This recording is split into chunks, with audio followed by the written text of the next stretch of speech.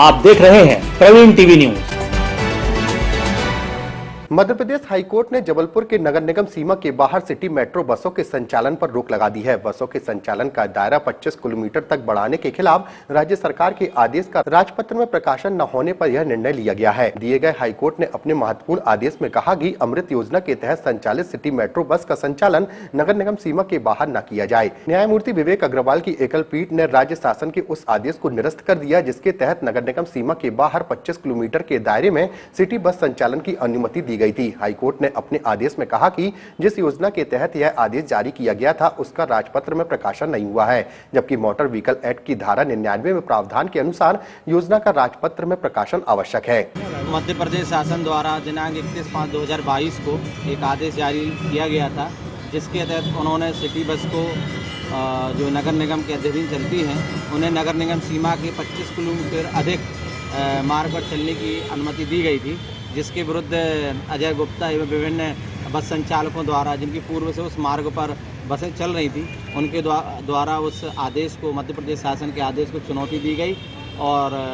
माननीय उच्च न्यायालय के समक्ष यह तर्क दिया गया कि जो आदेश है मध्य प्रदेश शासन का वह मोटरयान अधिनियम की धारा 99 के अनुरूप नहीं है, क्योंकि उसका राजपत्र प्रकाशन नहीं हुआ है। साथ ही सिटी बस का जो उद्देश्य है अटल अमृत योजना के तहत जो बसें मिली हैं उनका उद्देश्य सिटी बस में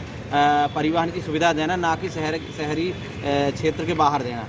इन आधारों को लेकर हमने माननीय उच्च न्यायालय के समक्ष याचिका प्रस्तुत की थी, जिस पर कल मामले की अंतिम सुनवाई हुई और माननीय जस्टिस विवेक अग्रवाल जी की कोर्ट में मामले की सुनवाई की गई, जिसमें माननीय न्यायालय ने यह पाया कि जो मध्य प्रदेश शासन का आदेश था वह राजपत्र में उसका प्रकाशन नहीं हुआ था, जो मोटरयान अधिनियम की धारा 99 के प्रतिकूल है, जबकि धारा 99 में धारा 100 में स्पष्ट प्रावधान है कि अगर मध्य प्रदेश शासन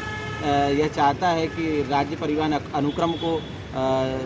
संचालन कराना चाहता है तो उसके लिए उसको मार्ग का सूत्रीकरण के साथ साथ उसका राजपत्र प्रकाशन होना चाहिए। चूँकि उस आदेश का राजपत्र प्रकाशन नहीं हुआ था, अतः माननीय उच्च न्यायालय ने उसको विधि विपरीत पाते हुए उसको निरस्त कर दिया। साथ ही यह ऑब्जर्वेशन माननीय उच्च न्यायालय ने दिया है कि सिटी बसें जो हैं जो नगर निगम सीमा के अंदर चल रही थी वो चलेंगी, नगर निगम सीमा के बाहर उनको चूँकि राजपत्र में उसका प्रकाशन नहीं हुआ है, वो विधिवत कोई नीति नहीं बनाई गई है, अतः वो शहर के बाहरी सीमा पर नहीं चल पाएंगे। याचिकाकर्ता अजय गुप्ता बस संचालक, विभिन्न लगभग 6 याचिकाएं थीं, लिंक पिटीशंस थीं, जिसमें कई मार्गों के जबलपुर से पाटन, बरगी, शहपुरा के